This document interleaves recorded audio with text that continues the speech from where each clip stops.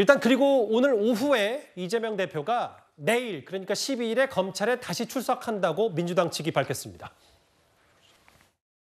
이재명 당대표는 검찰의 부당한 추가 소환 요구에도 불구하고 12일 당당히 응하겠다는 입장입니다. 검찰이 검찰권을 남용할 경우 당이 할 수 있는 모든 권한을 사용해 대응할 수밖에 없음을 분명히 밝힙니다.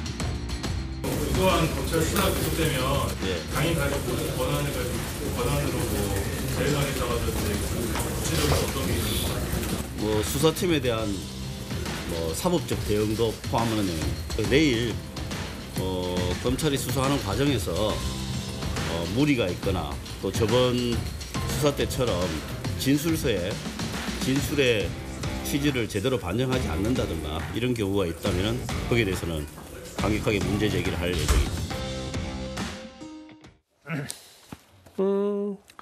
오늘 권칠승 수석 대변인이 검찰권을 남용할 경우 당이 할 수 있는 모든 권한을 사용해 대응할 것이다 라는 얘기도 덧붙이면서 일단 내일 나가겠다라고 하겠는데 여러 또 검찰 수사 지난주 토요일에 제대로 받은 건 맞냐라는 비판 때문이라도 내일 이재명 대표가 나간다는 얘기를 하는 겁니까? 네, 만약에 검찰 소환에 응하지 않으면 다시 또 날짜를 또 조율해야 할 테니까 그 과정에서 여러 가지 또 여론적인 비난이 있겠죠. 그걸 고려해서 바로 출석한다고 하는데 현재 건강 상태를 보면 출석이 불가능할 정도는 아니니까 문제는 없어 보입니다. 그런데 지금 다 많이 얘기했지만 출석을 해서 검찰의 조사를 받고 진술을 하고 진술 거부권 행사하지 않고 그다음에 8시간 몇 시간 조사를 받고 그다음에 핵심적인 질문은 회피하고 답변을 그다음에 최종적으로 조서를 하다가 또 빠졌다고 날인을 안 하고 그렇게 되면 의미 없는 거죠. 사실은 또다시 이것이. 그러니까 내일은 만약 출석하신다면 정말 제대로 조사를 하셔서 본인이 억울한 점이 있다면 본인의 그 억울함을 충분히 소명해서 그것이 진술조서에 반영이 되고 그걸 그대로 해서 본인 내가 내 의견이 충분히 반영이 되었다. 또 내 의견이 반영이 안 됐다. 내 진술이 반영이 안 됐다. 그러면 무엇이 반영이 안 되는지를 꼼꼼히 따져서 조서를 수정해달라고 얘기하고 그렇게 해서 아마 최종적으로 진술조서를 날인하고 마무리하고 돌아오시는 것이 좋지 않을까 싶은 그런 생각이 듭니다.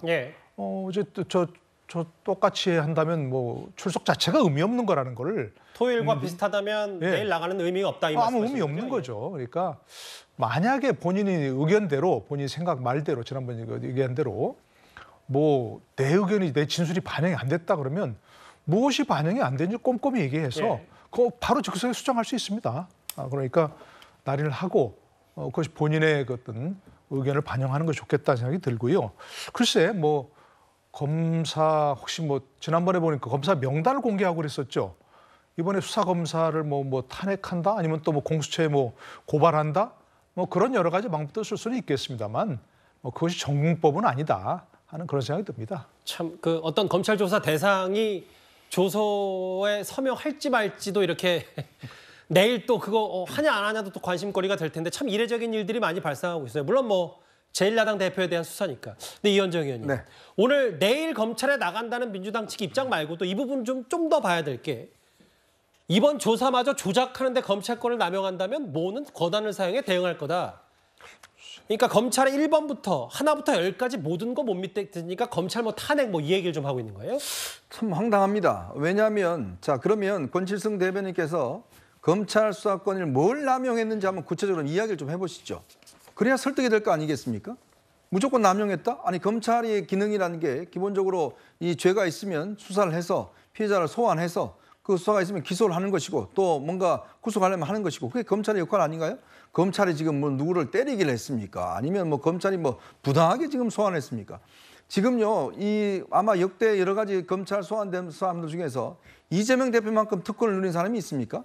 왜냐? 검찰이 몇 번 나오라고 하는데 안 나갔습니다. 자기가 날짜 지정했습니다. 일하지 않는 토요일 날 또 조사를 하러 나갔습니다. 만약에요 일반인이 토요일 날 가겠다 그러면 나오지 마라 그럽니다. 왜? 토요일에 다 쉬잖아요. 그게 지금 만약 이재명 대표가 토요일 날 수원지검 나가면 수원지검에 있는 거기 이 말단 직원부터 전부 다 출근해야 돼요. 아니 이재명 대표 본인 한 사람을 위해서 그 많은 사람이 출근하고 그 예산 드는 게 또 얼마입니까? 그런 특권을 다 누리시면서 이거를 남용했다고요? 뭘 남용한 거죠? 그러니까 저는 민주당이 자꾸 검사들에 대해서 이름을 실명을 공개한 것도 이것도 굉장히 저는 나쁜 선례라고 봅니다. 왜냐하면 검사는 국가 공무원입니다. 뭐가 잘못됐는지 뭘 남용했는지 구체적 이야기를 하고 뭔가 공수처에 고발하든지 뭘 해야 될 텐데 예. 지금 저렇게 이야기하는 거는 거의 협박이에요. 이게 뭐냐면 그냥 막연하게 너 남용하면 우리 가만 안 있겠다. 모든 수단 동원하겠다. 무슨 수단을 동원하는데요. 저는 정말 이 민주당이 이제 이재명 대표에 저걸 하기 위해서 너무나 월권하고 있고 또 너무나 상도에 맞지 않는 이야기를 하고 있다. 그렇다면 정말 남용했다면 세상에 제1야당 대표 수사하는데 검찰이 그걸 가지고 뭘 남용할 게 있겠습니까? 다 보고 있는데 저는 본인이 또 조사 날인도 안 하고 그냥 바로 가버리는데 검찰이 뭘 남용했다는 거예요. 구체적으로 한번 몇 개라도 밝혀보십시오. 그럼 국민들이 이해할 겁니다.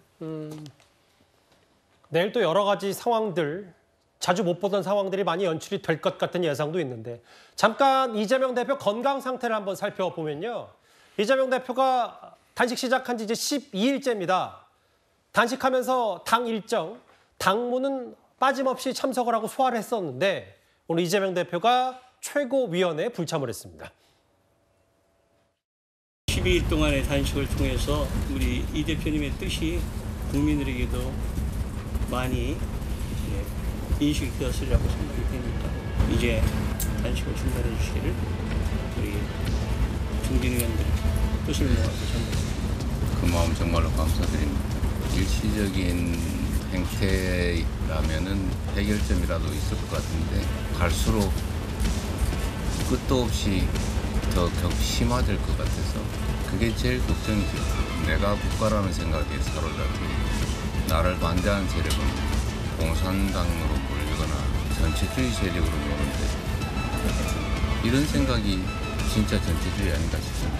우리 야당이 하는 일도 너무 제한적인 거 아니고요. 말을 해도 속된 말로 귓등으로 안 들립니다. 예, 12일차. 오늘 몸 상태가 좋지 않아서 최고위원회도 안 나섰고 서면으로 이정섭 장관 탄핵 추진을 밝혔다. 뭐 장관 교체설까지 나오는데 일단 뭐 탄핵 이것도 출구 전략 아니야 뭐 이런 얘기도 있던데요. 최고위의 모습을 보러내지 않았다.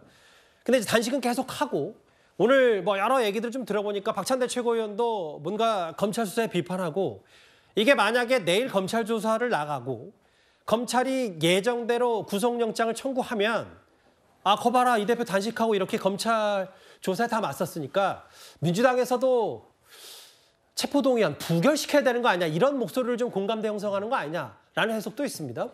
그게 이제 이재명 대표의 저 단식을 정치적 계산으로 이제 보는 쪽의 시각이 그렇게 있을 수밖에 없습니다.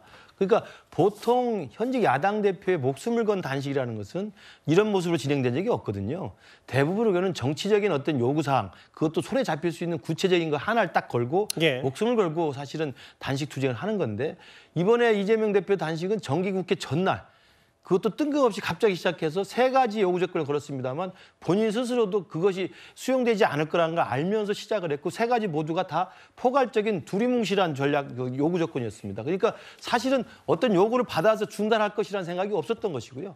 그다음에 이 단식이 결국은 많은 사람들에 의해서 그 진정성이 의심받을 수밖에 없는 게 크게 2가지죠. 하나는 검찰 수사에 장애를 가질 수밖에 없잖아요. 이번에도 당장 토요일 날 수사를 받았습니다만 건강상 이유로 수사가 조사를 받다가 고만받겠다라고 한 거 아닙니까? 날인도 거부하고 나왔고요. 그러니까 단식이 계속될수록 검찰의 수사가 중단되거나 방해받는 현실적인 상황이 생겨버린 겁니다. 본인의 의사는 상관없이. 그렇기 때문에 검찰의 수사와 조사가 방해받는다는 현실적 효과를 누리고 있고요. 2번째는 뭐냐면 금방 말씀하신 것처럼 이제 체포동의안이 날아갈 거 아니겠습니까? 내일 조사가 마무리된다고 치면 이제 구속영장이 청구가 되는 것이 대부분 예상돼 있기 때문에 영장이 청구되면 법적 절차에 따라서 체포동의안이 국회로 날아갑니다. 그럼 체포동의안을 놓고 민주당 지지자들이나 개딸들이나 아니면 민주당 내 친명계를 중심으로 이렇게 지금 사람이 14일째 15일째 단식하고 있는데 어떻게 이 사람을 구속시키라고 우리가 체포동의안에 가결을 하냐. 이런 식의 심리적인 압박과 우회가 있지 않겠습니까?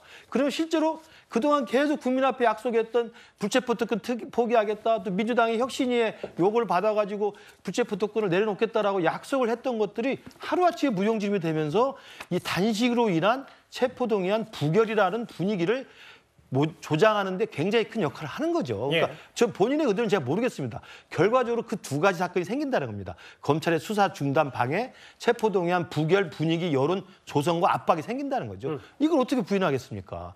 이재명 대표가 노렸든 노리지 않았든. 예. 그렇기 때문에 이 진정성은 결국은 이 체포동의안이 어떻게 처리되느냐에 따라서 이재명 대표의 단식이 어떤 의도를 가지고 시작되는지 확인이 될 거라고 봅니다. 불체포 특권 포기한다고 했었잖아요. 국회에서 이재명 대표가. 물론 그 이후에 혁신위원회가 정당한이라는 단서를 달긴 했지만 단식 수사방해 아니냐 여권에서 계속 지적하고 있는데 그런 일련의 과정들 검찰의 시각까지 함께 만나봤습니다. 그런데 이재명 대표 단식과도 관련 있는 얘기가 하나 더 있습니다.